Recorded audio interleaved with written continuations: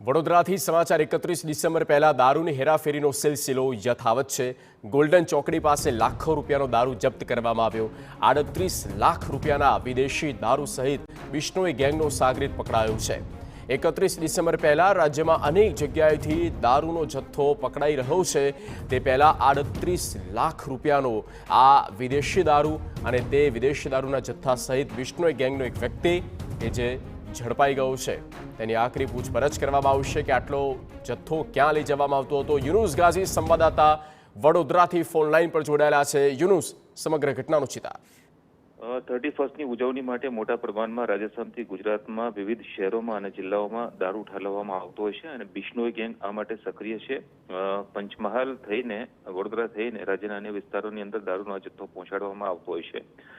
વડોદરા શહેર પોલીસ કમિશનરના સીધા તાબા હેઠળની પીસીબીને બાતમી મળી હતી કે આ પ્રકારે જ બિશ્નોઈ ગેંગ દ્વારા કન્ટેનરમાં લાખો રૂપિયાનો દારૂ ભરીને લઈ જવામાં આવનાર છે। તેના આધારે પીસીબીની ટીમ દ્વારા સંગમ હોટલ નજીક જે એક આઈશર ટ્રક હતી તેમાં તલાશી લેતા આ પ્રકારનો જે દારૂનો જથ્થો હતો તે મળી આવ્યો હતો।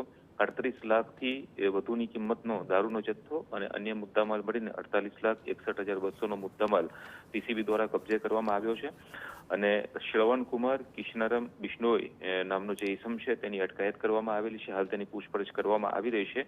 દારૂનો જથ્થો કોના કહેવાથી અને ક્યાં પહોંચાડવાનો હતો। આગામી દિવસોની અંદર એ બાબતનો ખુલાસો થશે કે કયા બુટલેગર દ્વારા આટલી મોટી સંખ્યામાં દારૂનો જથ્થો મંગાવવામાં આવ્યો હતો।